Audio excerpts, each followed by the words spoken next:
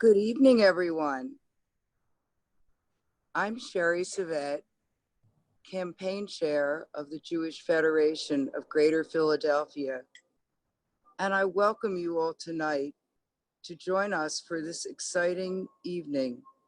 It's going to be an intimate conversation with our beloved master chef, Philadelphia and Israeli-born Michael Solomonov. Hey guys, thank you. It's our pleasure to have you here. And Michael is going to tell us about his life, Israeli food, and many other things. It's going to be very exciting. And you may have a chance to ask some questions on the chat. The evening will be moderated by entrepreneur and great Federation supporter, Steve Katz. We are, of course, doing this program virtually as our Jewish Federation communities continue to struggle due to the effects of COVID-19. To date, our Federation has raised in excess of $1.8 million in emergency relief funds, which are being dispersed and utilized to support our most vulnerable community members, including those who are food insecure. A portion of the proceeds from tonight's meals from Goldie's will continue to help in these efforts. Thanks to all of you on this call who have supported our work during this time. We appreciate all that you have done and continue to do. And now, I'm proud to introduce this evening's special guest, Chef Michael Solomonov. He is a 5-time James Beard Foundation Award winner, including the 2017 award for the individual most outstanding chef. He is the executive chef and owner and co-owner of Zahav restaurant, the modern Israeli restaurant that brings the authentic flavors of Israel and Israel's culture to Philadelphia. In 2019, Zahav won the most outstanding restaurant in North America, the Beard Award. Chef Solomonov is known for his extraordinary skill at transforming simple foods into artful culinary masterpieces. And he is widely regarded as one of the country's top chefs and entrepreneurs, co-owning 8 different restaurants in the Philadelphia area. Personally, I have been a tremendous fan of Zahav since its inception, and I believe that there is a secret ingredient in all of his food that makes him so great, and that's a lot of love, Jewish love, that comes from serving beautiful food to people who will enjoy it. Chef Solomonov is a longtime friend and supporter of our Jewish Federation, and we are honored to have the opportunity tonight to discuss how his restaurants are adapting to COVID-19, what is new on the Israeli food scene, and what's next for him with his Cook and Solo team. So with that, I'm turning the program over to Steve Katz. Steve. Thank you, Sherry. Welcome, Chef. Thank you. How are you? Thank you so much. Great to see you, young man. Great to see you. You're looking good despite all this craziness, and I'd like to welcome the several hundred other people that are on this call. Hey, everybody. They're all here. They want to hear from you. They don't want to hear from me. I'm just going to, I'll prompt you a little bit. And I want to, before we even get started, for all those that are enjoying their amazing falafel meals from Goldie Falafel, please feel free to eat. We won't hold that against you. Eat during this. They have pita, 30 falafel, tahina, a bunch of sides, Israeli salad, cabbage salad, marinated cabbage salad, green leafy salad, and lemon date vinaigrette. Sounds amazing. So much for supporting us as well, and I hope you're enjoying the falafel. I'm sure everybody is, for sure.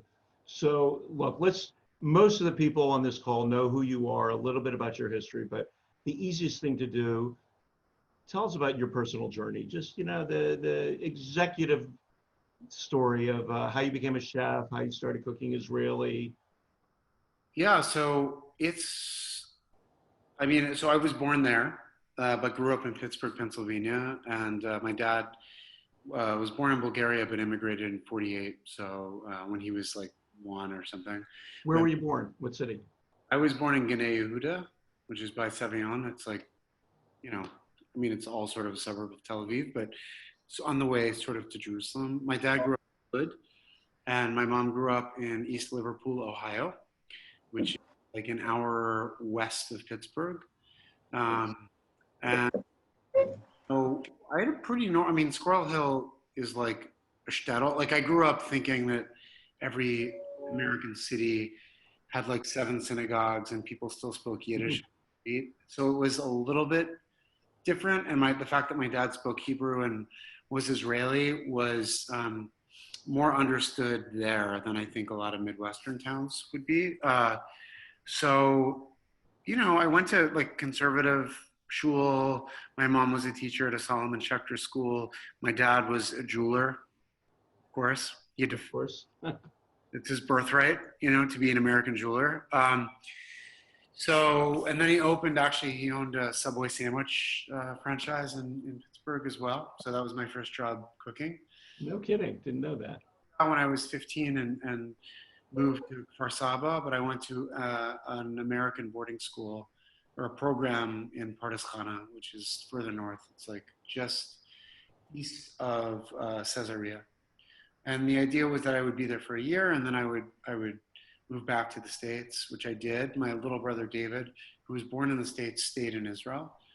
But when I moved back to Pittsburgh after being there for a year, it didn't feel like, it's hard. Once you get the bug, it's a little bit difficult, as I'm sure you know, right? Like you go to Israel multiple times a year, Steve. When you go back to the States, it's like a little bit, you don't feel quite, it's not home. Exactly. It's not the same. Yeah. The same. So there was something about that. I had yearned to get back to the sort of upper middle class American Jewish community that I knew in Squirrel Hill. And I went back there and I didn't feel whole. And then I finished high school by myself there, stayed with friends, went to college, dropped out of college, moved back to Israel, got a job working in a bakery just because, like an art, like 3 semesters of art in university and almost no Hebrew doesn't get you super, the job market in Israel isn't tremendously wide. So I got a job working in a bakery and really fell in love with it. And then got a job working as a short order cook at a cafe. And then I went to culinary school in Florida. I worked for some really awesome people there, moved to Philly because it was like on the way to New York. Philly. It happens a lot. Worked at Straight Bass, worked at Vetri. All that, while that was happening, my little brother David became Israeli. From the get-go, he went to an Israeli middle school, learned Hebrew, went to high school, and then joined the military, of course, and was in the infantry unit Golani, 13. And while I was learning how to make French sauces and Italian this or whatever, David was checkpoints and then making military arrests in Gaza with the Shabbat, the Israeli FBI, which, in retrospect, we didn't really discuss over like the cell phones, and he sort of kept everybody a little bit insulated from the reality, which is what most combat fighters do. So I was at Vetri, and we closed for a month in August, which is like a very Italian thing to do. Most American business owners don't do that. And I wanted to go back to Israel, and my mom sort of convinced me that if I came back to Israel, she'd pay for the plane ticket. All I'd have to do is cook for my mom's friends, which I thought was like 6 people sitting around the dining room table. And in fact, it was like she had invited like 40 people over 2 nights and, 15 courses each night. And so I did that. And that's when I actually fell in love with the idea of Israeli cuisine, you know. And David, my brother, this was right before his release. He had a little break, which is what you get.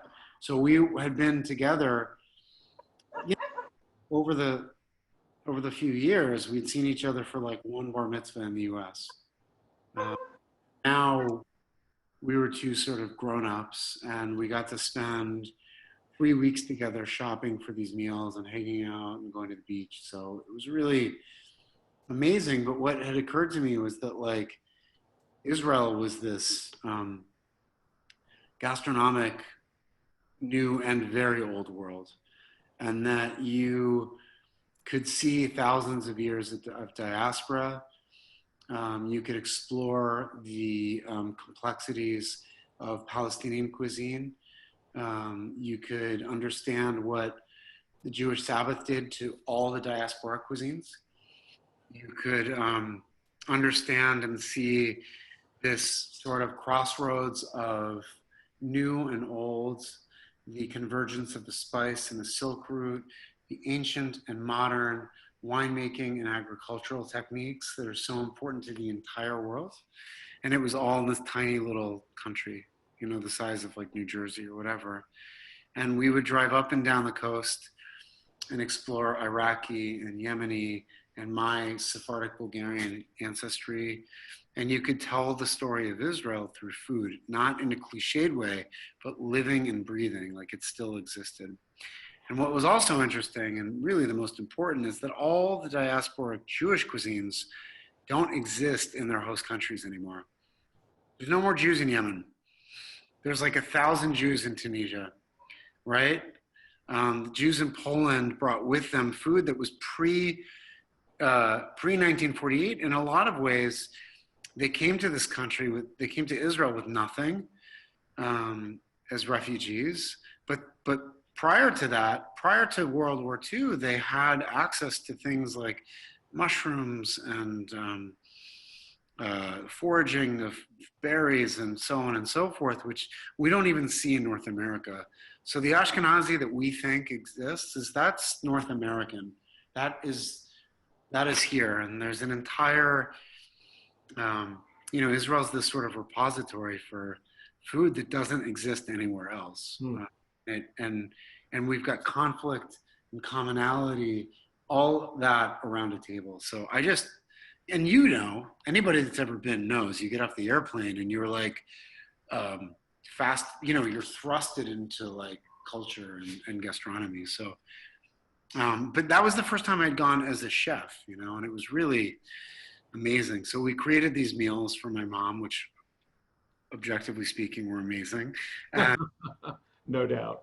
Reconnect with my brother and got to become best friends with him, which was a gift, you know. So I left, and the idea was that he was going to finish. He was going back to finish one more month. And then I went back and became the sous chef at Vetri, and on Yom Kippur that year, about a month after I came back, David was killed in service. And it was 3 days before his release, and he was guarding the northern border, which is in Metula. It's right by the Good Fence, if anybody knows where that is. And at that time, the border with Lebanon was super quiet, and he was patrolling in an apple orchard, a beautiful, beautiful place, which I've visited multiple times. And at 4:20 in the afternoon, was struck by 3 Hezbollah snipers that were in Lebanon, and he was killed. And he'd switched, actually, that mission or that action was not supposed to be his, but because he was non-religious, he switched with somebody that was, so they could go pray, and he was killed. You know, and so that, you know, obviously what I felt when I came back to Pittsburgh after being there for 1 year in high school was like, you know, 1,000%. I was driving the car that should have been his back from Pittsburgh, and I was in Lebanon, Pennsylvania, ironically, and I got the call from my aunt, and I stood outside. I stood outside of the car on the highway on the turnpike, you know, and things were different for me. Wow. Wow. And I was not at home, like I was far away. So I drove back and And you were alone. I was alone, and I drove back, and all my friends that had gone to shul had come back and logged on, and their screensavers were either Jerusalem Post or Haaretz, and there's a picture of my brother in a stretcher. Hmm. So everybody that I knew, all my best friends from boarding school were calling me, and it was like, I'm sure everybody's experienced some sort of traumatic grief.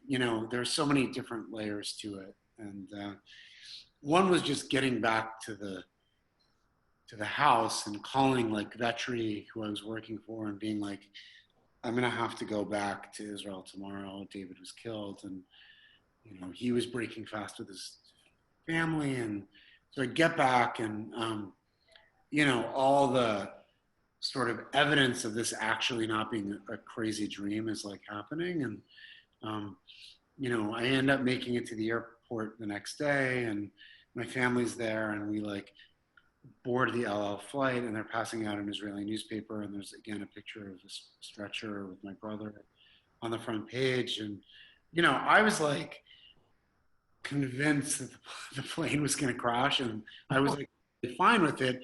In the event that there's an afterlife, I'm like, at least I'll have a couple more moments with David, and so we get back to Israel, and all the obituary notices that are, it's very different over there, right? There's obituary notices everywhere. Anybody that I've ever met, or anybody that I've met, my family, which, my mom was a teacher in Kfar Saba, so she was like the mayor. So there were like, I don't know, 1,200 people at the funeral. And it was, traumatic. And then I came back and worked and like became addicted to drugs privately. But while that was happening, I was also sous chef at Vetri and creative, and met my business partner after Vetri stint, and who I knew actually my mom taught in a Solomon Schechter school in Pittsburgh, in Squirrel Hill. And so my business partner, Steve, his wife was Shira, who I grew up with, and was one of my mom's projects. So Jewish geography, like all. Yeah, it's amazing. I went to Marigold Kitchen and worked there for Steve, and then we opened Zahav, just because every time we get off the airplane to go to Israel to visit, it was like we were eating the food that we actually wanted to eat, and it became more apparent. We just had to open like an Israeli restaurant, not Middle Eastern, not Mediterranean, not Jewish, not kosher. We just wanted to open an Israeli restaurant, and that's where Zahav sort of came into fruition, that idea. We opened Zahav in May 5th, 2008. Not an awesome year to open a restaurant. And it's not. And then I, of course, Steve drove me to rehab in July of that year. And then I came back from rehab. The economy fell out, and Phillies won the World Series, which is amazing. If you a bar with a TV in it, not if you own an Israeli restaurant that's being run by somebody that has like 30 days clean. And it was like it was the worst. Next to what we're going through right now, the worst time to open a restaurant. So we sort of made it though, somehow. I remember calling my father and asking him to borrow like $10,000 so we could make payroll, because we were going to shut the lights off. And, I remember being next to Steve. We were sitting outside of Zahav just smoking cigarettes, which we don't smoke now, obviously, but we anymore, right? And called my dad, and I'm like, Abba, I call him in Israel, and I'm like, listen, I gotta, and he knew that I was in rehab and I had like 60 days clean or whatever. And I was like, I need to borrow 10 grand to make payroll. I think we're going to close, but like we have to pay everybody that's working here. And you've owned restaurants before, what that feeling is like. Unfortunately, I know the drill. Yeah. So I do that, and he's like, okay, are you okay? You doing okay? And I was like, yeah, I'm fine. And then I hang up, and he calls. Steve gets a call, and it's my dad calling from Israel to make sure he's not like, scamming him, about to be in a ditch. Yeah. So that was an awful wow sort of experience. But somehow we made it. Somehow we made it. We made it, and Philly Mag gave us like #1 restaurant or whatever, and here we are. Years later. Yeah. It's been, any idea that it was been that kind of a journey? There's no way, and Yeah. stop a lot to think about it. That check, we never cashed that check that my dad sent. Really? It sat in the desk though for years. You still have it? I don't think we still have it, but I definitely remember that moment. Yeah. Wow. We don't forget that check, and actually that experience has really helped out for like this, because Puts things in perspective. it doesn't, things can always get worse, and like at the end of the day, I mean, specifically as it relates to recovery, like there's the option that I would ever pick up and things would go like better after like picking up a drink or a drug is off the table. So when we're in these like almost no-win situations where you literally could not make up devastation, either from business or from personal or whatever, kind of like we're going through now, it helps to have those moments. And my partnership with Steve is what has saved us so many times. And I think that's it. You surround yourself by the best people, and, Good people. things happened, and I or like bad things don't get worse. So we're always sort of going through that lesson. And, we've won a bunch of awards, and that's great. And we've achieved a lot, I think, for Israel, and that's also great, and for Philly. So Love all those things. So you brought Israeli food to the spotlight for many Americans who would have no idea what Israeli food is, or what it consists of. And this year, I mean, outstanding restaurant, James Beard. Doesn't get better than that. I mean, that's the holy grail. And you've been Food and Wine magazine, a lot. How do you use cooking and food as bridging the cultural, the ethnic, the societal gaps in this crazy world we're living in today? Well, to me, I mean, the most easy or the most transparent way is just to say, like, food represents the country. You can feel whatever you want about Israel, which everyone seems to have 100 opinions about. People that have even never been there. And that's okay. But what I wanted really was to advocate for a country that I loved, that I think is very often misunderstood. And to me, culture and popular culture just does that, like you sort of decide, I think, especially now, the way that everything is so politically charged, there's really no gray area for anything. So a lot, and I'm obviously, like, Israel is always top of mind with me, which everybody sort of hates because I like to. Not me. I love it. Listen, at the end of the day, if you didn't grow up the way you did, there's a good chance that you would just hear the word Israel and you would think apartheid, you would think brutal, especially now, there's this correlation between police brutality and like the IDF. And I get those things, and I've got my politics, and they certainly don't align with everybody that like loves Israel. But I'm also like, I just don't think that things are ever as black and white as they're sort of perceived to be. And I just don't think that like Israel is represented particularly well. For a country that's full of innovation, their PR just sucks, man. Yeah. You would think so many Jews owning PR firms. You'd think Israel's PR would be just a tad better, but you know what it is? I just think at the end of the day, and I mean, this is me becoming old and cynical, I just think that like it's easier to just decide based on a few things. And I also think that when people are scared, it polarizes them. And it's very easy when you are scared to have a scapegoat and to not like unfold the story a little bit more. and especially in the West, it's so easy for us to point fingers at Israel, which I also do. As a good Jew, I like to argue and I like to be critical. And as a good Israeli, I like to be self-critical and expect more. And that's fine. And Where I come from, right? That's a very Israeli thing, and that's a very U.S. thing, and I'm proud of that, you know. And that doesn't mean that, you know, I stand with Israel, but that doesn't mean that I don't like expect oftentimes a better Israel. And so, and I think that's okay.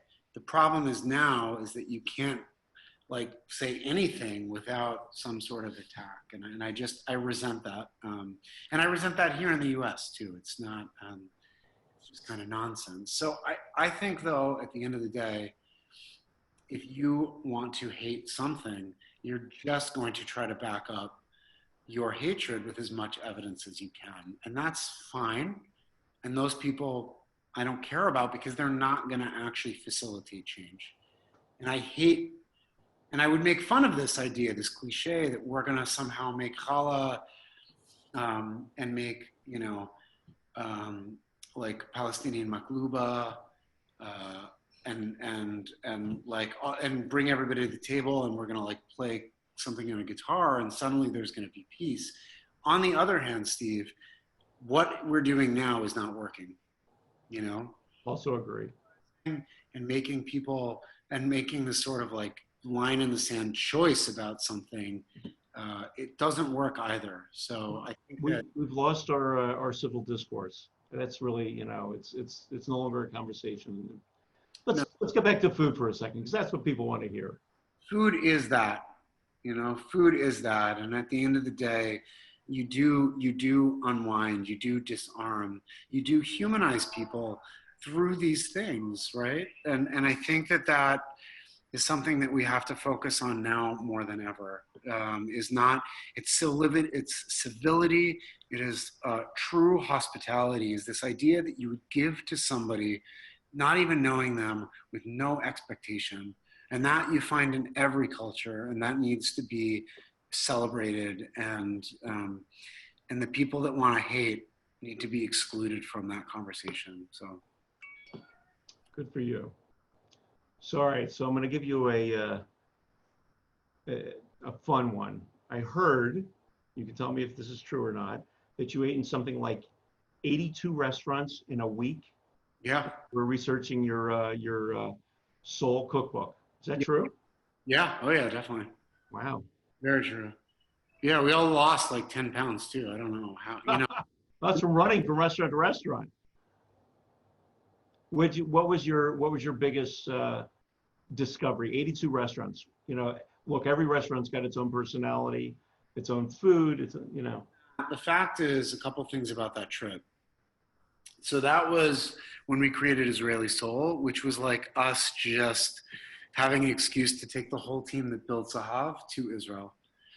And we just decided to bring like our crew, our people, some of which had been, but a lot of people that hadn't. Our photographer, who I'd known, you know, who's one of my best friends. 10 years we'd known each other. He worked on Zahav, you know, and he'd never been to Israel. So like when you are looking at Israeli Soul, you're looking at through the lens of somebody that is discovering Israel, which I think is great. Love that. So that was cool. So there's two amazing stories from that trip. What we did was one story was when we were in Oda Sharon, which is right by Kfar Saba. There's a little falafel shop that's one of my favorite places to go. It's called Kadori. Nobody knows about it, but it's amazing. Actually, but believe it or not, all four of my kids went to school in Kfar Saba with Alexander Muss, and they all know that place. Because Alexander Muss is in Oda Sharon, so actually a lot of people do. You've been there. It's the falafel shop. It's the blue kiosk that's on the sidewalk. I know exactly what it is. So it's really, really amazing. And I was like, guys, we have to go to this falafel shop. So, you know, Oda Sharon is not like Tel Aviv, right? So we're in this van and we pull over and we get off the bus and I ID it incorrectly. And there's another place that's sabich, which is the fried eggplant sandwich that is actually more Israeli than any other dish. But it has its roots in Iraqi cooking. So we're like, all right, we missed it by a block. Shoot the sabich place. It's amazing. So we shoot it. We're eating. We're talking, and we walked across the street. Right before the crosswalk, there's a mufleta, like a fricassee, which is like a Tunisian tuna sandwich, where they actually deep fry a baguette. Wow. And stuff it with tuna, olives, harissa. It's basically salat niçoise, just stolen from Tunisian Jews. So we're eating that, we shoot that, and then we finally cross the street. We pass a schnitzel place, which is like amazing. It's like an Austrian place. We don't eat there because we've eaten 2 meals already in 20 minutes. And we're going. We get to the falafel place, and we're eating the falafel, and we're taking pictures. And the owner is like super excited to come out and start showboating a little bit. And he pulls out a New York Magazine article that's written about him. And it turns out I actually wrote that article. No kidding. That's how you get falafel for free in Israel. You write the owner. So, and so what occurred to me though, we stop and we get sabich, right? 100 feet past that, we eat Tunisian tuna sandwiches. We pass the schnitzel place, which is Austrian, and we get to the falafel place, which is Coptic Christian from the 4th century, but Arabic or whatever you want to call it. It's Christian Arabic. Yeah. And we've seen 4 different foods from the diaspora that are in this one horse town that are in restaurants that only serve one thing, that are probably 4 generations away from being in the diaspora by crossing the street in Oda Sharon. And it was like fascinating. And that is Israel, right? Yeah, yeah. I thought that experience summed it up. But actually, on the flight, we got on the flight. It's this whole team that has built the Zahav cookbook, and Dorothy, who produced it, her husband is Roger Sherman, who actually directed and produced the Search for Israeli Cuisine, the film that I was in. So we're there, and we're on the plane, and everybody's getting really excited. And there's a guy who's probably like a little bit younger than me, with his wife and his baby, and they are like, you know what that trip is like too. It totally sucks. And when the baby's crying before takeoff, you're like, I don't know if I can like do this, right? So 11 hours, yeah. he asks me if we can switch seats because he wants to be able to stretch out and with his family. And I was like, sure. And you know what it's like to travel to Israel without your kids. As long as it's somebody else's kids, it's like a vacation, right? Right. So I'm like, sure, whatever, all good. I go, I sleep. The baby screams the whole time. He doesn't sleep. Right before, when you're about to get to like landing mode, the pilot gets on and they're like, okay, we're entering Israeli airspace. And then the entire plane gets up to use the bathroom. So I was one of those people, as was he. And we're waiting in line to go to the bathroom. And he's like, I'm like, are you okay? Did you sleep? I always take this flight with my kids. And I talk about going to visit my dad and Kfar Hayam. And he's like, oh, when I was a lone soldier, I stayed, my family was in a kibbutz right by Givat Olga and so on and so forth. And I was like, oh, where did you serve? And he was like, Golani. And I was like, what brigade number or what unit? And he was like, 13. You must know that because not a lot of people ask that question. And I was like, well, my brother was in Golani 13 actually. And he was like, when did he finish? And I said, 2000. Well, I was like 2003, but he didn't finish. He was actually killed 3 days before. And he was like, his name was David, right? Wow. Yeah. And he was like, he was a sniper. Right? And I was like, yeah. And That's Israel. I served with your brother. And he was like, do you want to know how I met him? And I was like, how? And they were, apparently he was on a bus. This guy was on a bus going to some sort of training, and it was like rainy and cold, and he fell asleep. And he's from Miami, this kid, wakes up, and he looks outside, you know, to this muddy whatever, and he's about to like go do this like 4-week course. And he wakes up and he says, "F my life," but he actually curses. And my brother was sitting next to him and laughed because he said it in English. And so, you know, this all happened like while we're entering Israel to go on this trip. And I explain it to everybody that's on this trip. And I'm like, this is Israel.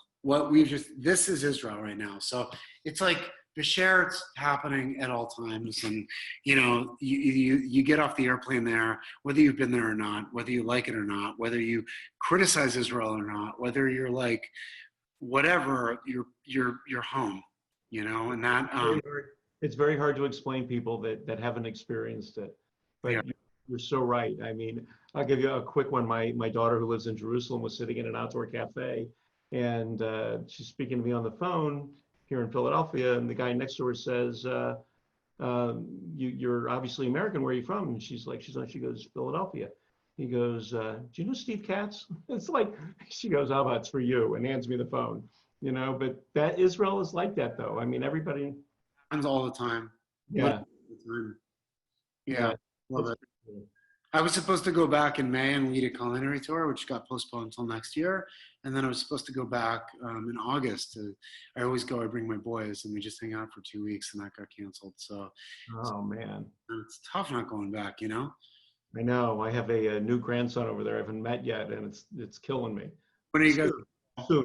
We'll be back soon. Hang in there. Very positive attitude. Yeah. When is your trip planned? Do you know? Yes, the day they tell me it's okay to go back. I'm ready. You know, I don't need a lot of time.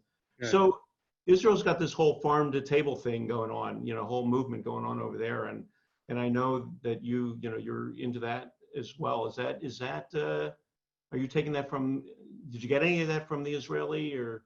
So I think that it's like interesting. Everybody's into local food now, but Israel has done it before it was cool. You know, the being is that they had to be sustainable, and because that essentially there's no like trade, it's like an island, right, with its surrounding neighbors. So you know, everyone's like, oh my god, the produce in Israel, what do they do? And I'm like, well, it hasn't been sitting on the back of a truck for a week.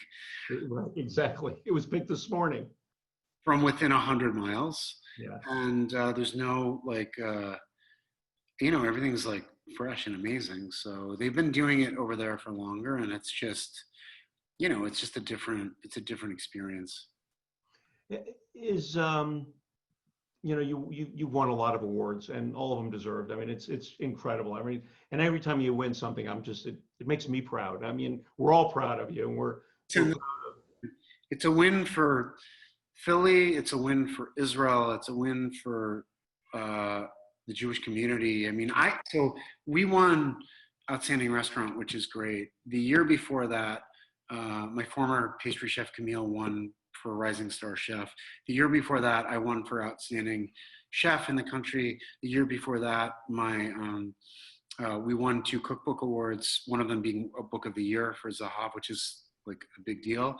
And a year before that, my buddy Olan won for actually his he was the executive chef at Shaya, won for Rising Star, and a year before that, Alon won, and then we won in 2011. And I'm not trying to like pat myself on the back, but if you look at the past 10 years of wins for the Beard Awards, they've mostly, the big national ones, not just regional, but also regional, have been from Israeli restaurants.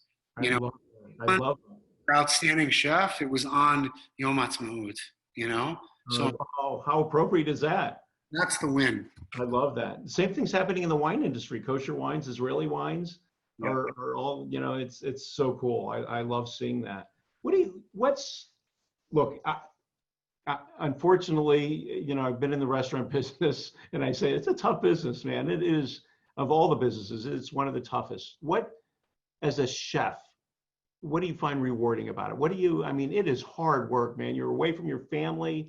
It really just envelops your life. But yeah, I mean, I don't, you know, it's hard. Like we get into this, we get into this because we love it. We get into this because because we love what it is. I mean, I got into this for more reason. I didn't want to just be a chef. I mean, I wanted to advocate for things that are more important than me. And I think so there's hospitality. Do you like pleasing people? Do you like serving people? Do you like making people feel special? If you don't like that, it doesn't work. Yeah. Get into it for the people, and you get into it for building teams. But then alternatively, you lose your interest because of the people as well. It's hard. It's hard to manage. And, I mean, we have to assess, we have to obsess and assess the needs, over the needs of like 300 customers a night that we've never met before, and try to exceed their expectations using things as subjective as food, right? It's impossible. And a lot of them are Jews. I mean, it's tough. I used to go up to the table and say, is anything okay? Yeah, exactly. Yeah. It's a hard thing to do, and it can be really difficult, but you have to really love it, and we do love it. And you have to have progress and change all the time and reinvent. How long were you in the restaurant business for? 6 years. What was the most rewarding point of that? Oh, it was incredible. I have zero regrets. It was a kosher restaurant, so I knew from the very beginning I wouldn't be making money. My goal was to break even. But it's tough in the kosher world. I mean, you're closed 120 days a year. You're closed Shabbos. You're closed every holiday. But the food was great. We got great reviews. Even Craig Laban, gave us a good review. People loved it. It's a very, very difficult business. Yeah. You're lucky. You have a great partner, and you run. That's been the key. That's really been the key, and we've got with a well-run business. In addition to being able to make incredible food, you get the business part of it, and you get the experience part of it. When people go into your restaurants, they leave not only enjoying the food, but saying that was a great experience. Well, that's what it is. It's really about making memories. So I think that's been good. And that's like why now is so difficult, because we don't have any contact with people. Now we do, actually. Zahav, we're doing, even right now outside, we're doing outdoor seating in the back of Zahav, which is amazing. And it's been a godsend. Lots of good weather. It's like eating outside in like the heat and sweating. It's like, that's a very Israeli, experience too. But, for us, it's really just about, it's certainly not about profit right now, but it's about making us not crazy and a little bit of normalcy. I assume you're filling the seats? Yeah, we're filling the seats. Good. I just want to let everybody out there know there's hundreds of people watching this right now, that there is a Q&A at the bottom of the screen. And if you have a question for the chef, you're welcome to put it in there. I followed your itinerary last summer. Many places had gluten-free pita. Will you start serving it? I don't know. So here's the thing. For us, I'd rather just serve cucumbers, because I can't, or vegetables with the hummus, because I can't make the gluten-free pita in our oven or taboon. So I don't think I would do that, and I wouldn't purchase a product, but there is very good gluten-free pita. But I think we would I'd probably just serve like amazing cabbage or pickled cucumbers or whatever for now. Another question: what's the secret to getting a reservation? It's always I would say call Steve Katz. I'm going to give you his cell phone. Great, thanks, man. Phone number and social, I'll put in the box.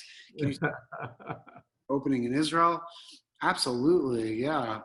With you guys, everybody's sort of participating. JNF is doing a whole lot to build this beautiful school in the Galilee, which will be a culinary school it's an Israeli culinary school. So it's love that.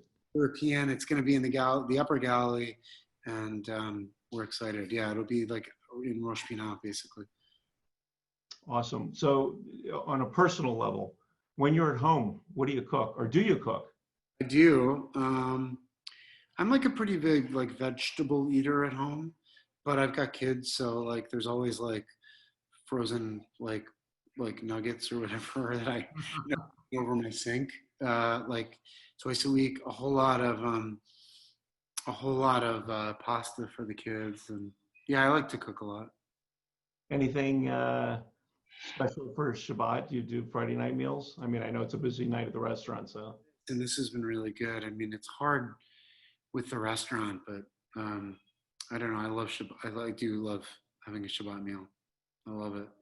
What inspired you to create the Friday night Shabbat dinner, which we've enjoyed? Thank you very much. We just wanted to do like not takeout. So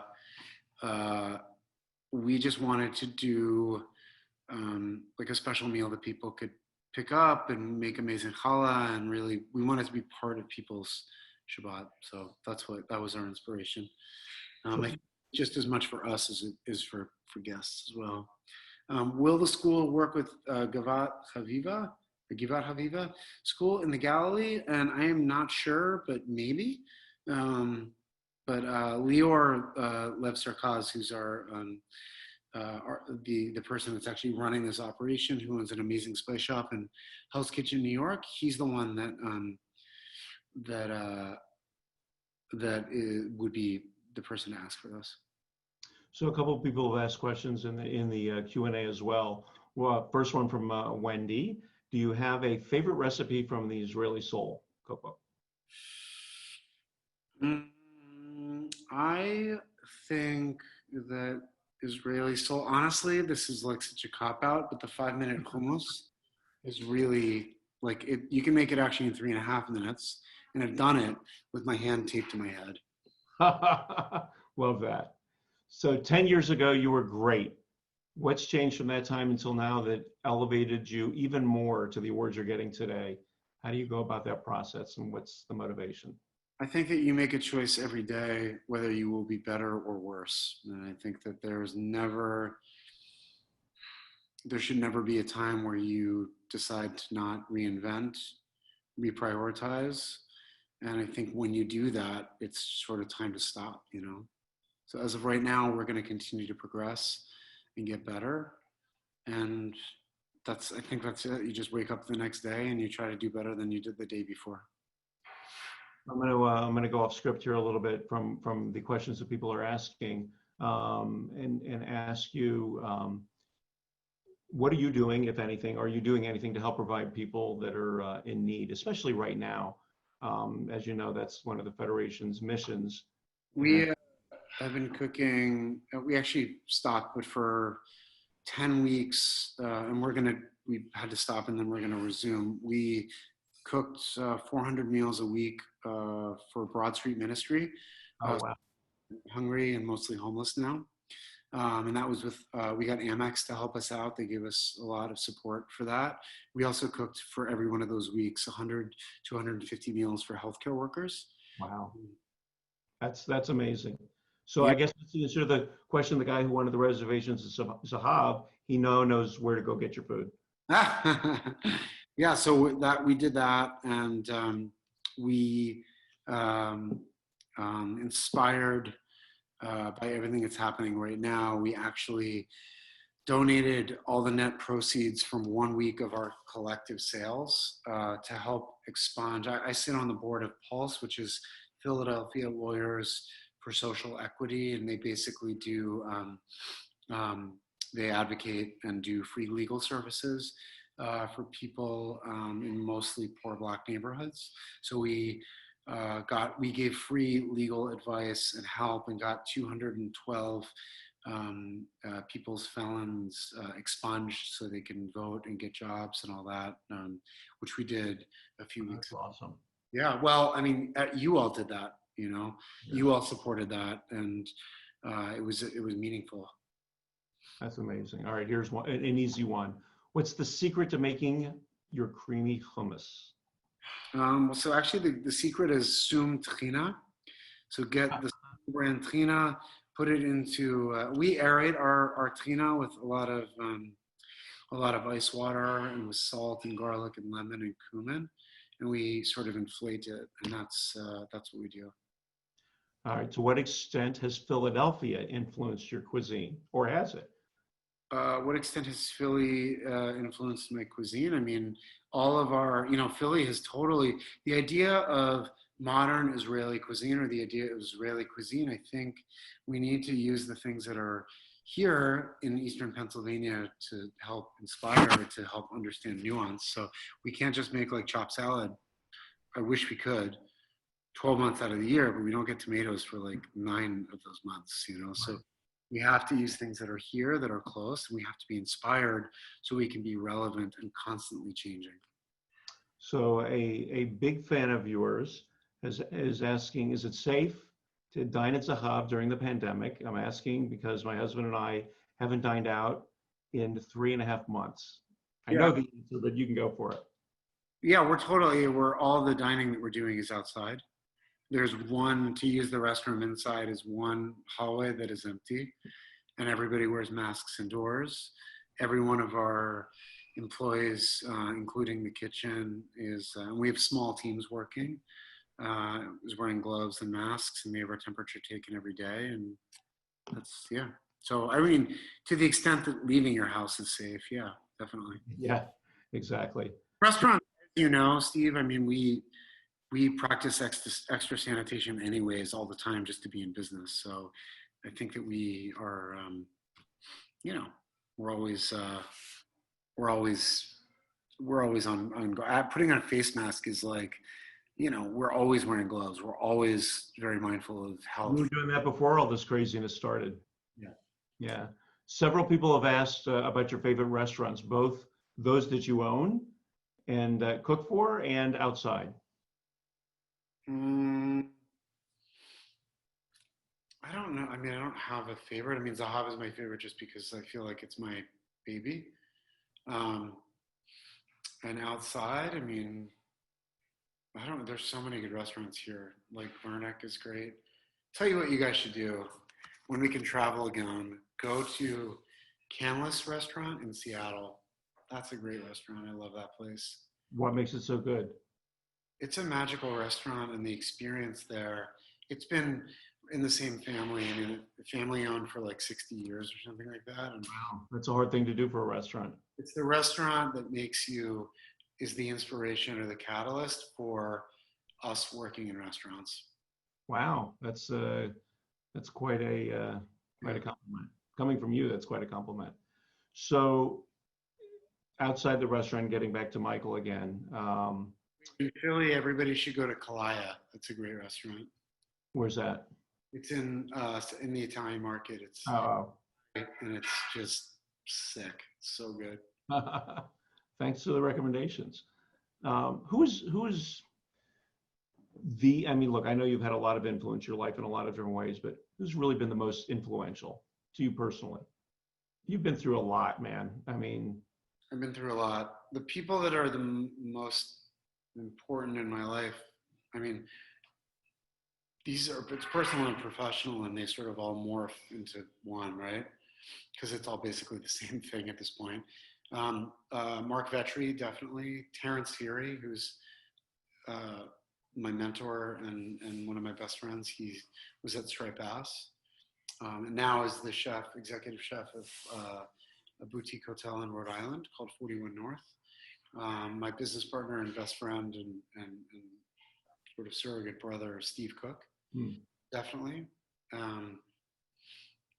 don't know. I guess those people are, my parents are amazing, or my mom passed away a couple years ago, but they're great. I don't know.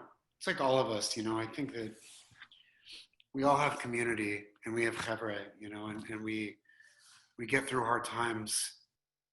Man, Jews, we celebrate together, we mourn together, always eating tons of food through both of those processes. And that's just what we do, And it's a pretty special community, it really is.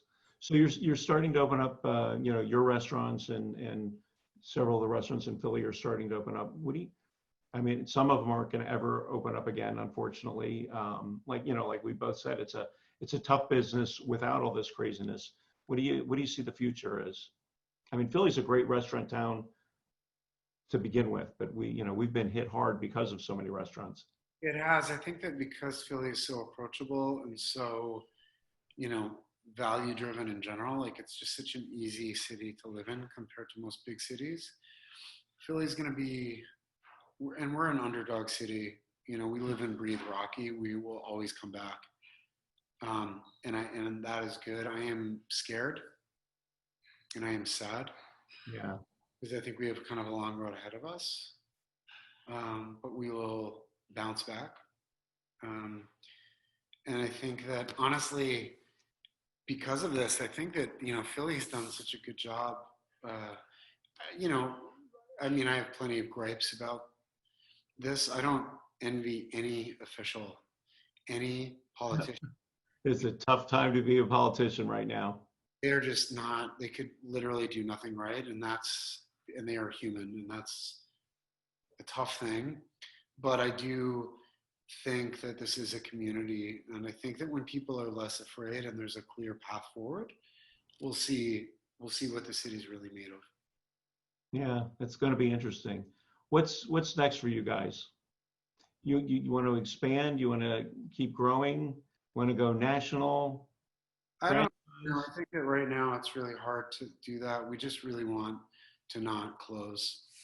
We want to make sure that our employees are okay, that we can bring back as many people safely as we can.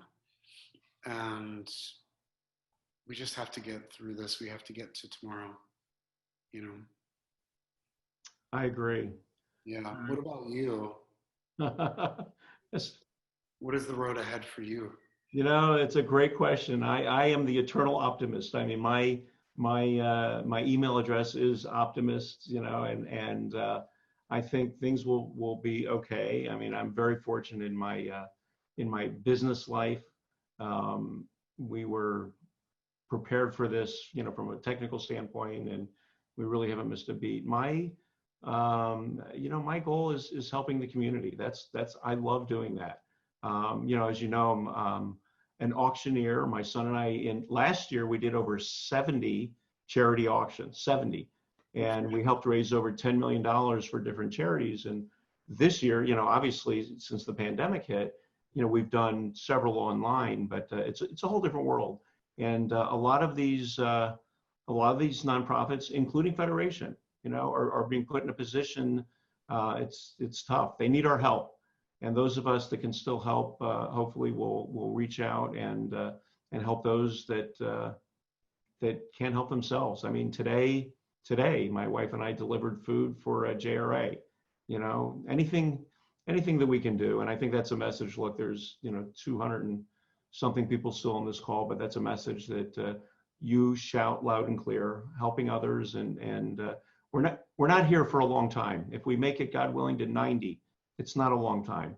So you got to do what you can when you can. And that's the legacy that I want to leave, you know, for my children and my grandchildren, God willing, great-grandchildren. You should be proud. And I'm sure every one of the 200 people plus thousands and thousands more really look up to you as a leader. Oh, stop that.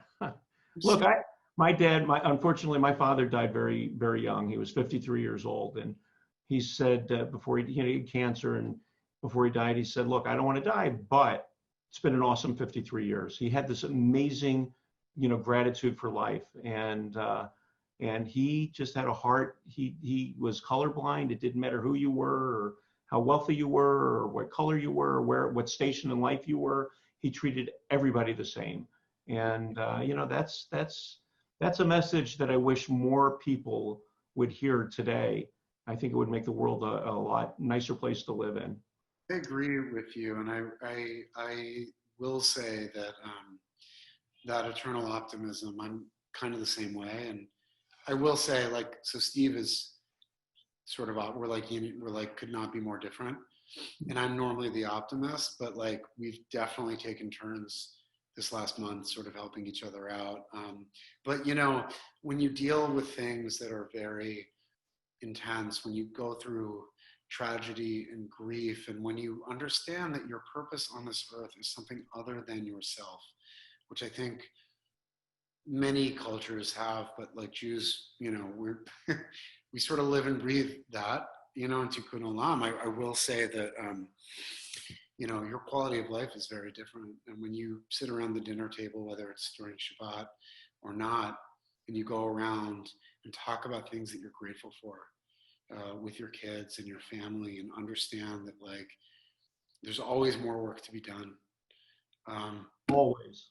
I think that you're infinitely happier, and understand that you as an individual, as a Jew, as an Israeli, as a human being, have a responsibility to other people on this earth. And that could be, I think about that a lot during service. Like, we have 2 hours to make people feel good, or 5 minutes, depending on which restaurant. And that's through grief, that's through death, divorce, political stuff that we have no control or mild control over, all this stuff, pandemics.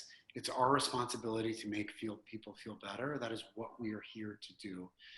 And if you can accept that, but actually integrate that into every part of your life, I think you can do that. I learned that from my parents, and my mom in particular. She was just she made everybody feel special, and at her funeral in Kfar Saba, David, actually, my brother was killed on Yom Kippur. My mom died on Rosh Hashanah. Wow. Later. At her funeral, they closed the high school that she worked at so people could attend, Wow. Wow. To this day, somebody will come to the past of Zahav and say, I sat on a plane next to your mom once 8 years ago, and I promised her that I would come to this restaurant when I was in Philly, and they somehow knew that she had passed away, and there they show up. And that's like legacy. That's what I want. So wait, did they get a reservation? It's much easier. All right. Look, I know you have a hard stop at 8 o'clock and it's 7:59. I just have to say, you are you're humble, you're an inspiration, you're a hell of a chef. And we're really, really happy you're here in Philly. And I just, on behalf of everybody that's been listening in, and on behalf of the Jewish Federation and Philly in general, thanks, man. We really appreciate you being here and taking time. I know it's not easy. I know you don't have a lot of time, even in these crazy times. I know you don't. So the busiest I've ever been. We're like not doing that much, but thank you, Federation. Thank you guys for your support. And Steve, love to your family. Keep up the good work, bro. All right. Thanks, man. You too. Peace out. Holly, it's all yours. Wow, I really can't even top that. I'm Holly Nelson, and I am just wowed by that conversation. And thank you so much to Steve and to Chef Michael Solomonov. I'm the chair of the Emergency Response Committee and also a vice chair of the annual campaign. And I believe that my purpose on earth is something greater than myself, which is a kind of a direct quote from what happened tonight. I just, we're all working so hard to make a difference in this world. And we hope that you enjoyed the evening. We hope that you enjoyed your dinner from Goldie. I'm about to enjoy mine because I didn't want to eat it before, lest I have food in my teeth. So please enjoy the rest of your evening, and please join us for our next event, our first ever virtual Shabbat. No matter where you are, you can be there. It's a Shabbat and a game night coming up on July 31st. You'll see in the chat the location of how you sign up for this. So whether you'll be in the mountains, at the shore, here in Philly, in Israel, it'll be a different time. Wherever you'll be, join us for Shabbat, light the candles with us, and please register by July 21st for the July 31st Shabbat, virtual Shabbat. In the meantime, thank you again to my good friend Steve. It's good to see you virtually. And to Chef Michael, and really wishing you all a healthy and happy and safe tomorrow and future. Thanks so much. Thanks, Holly. Bye, everybody.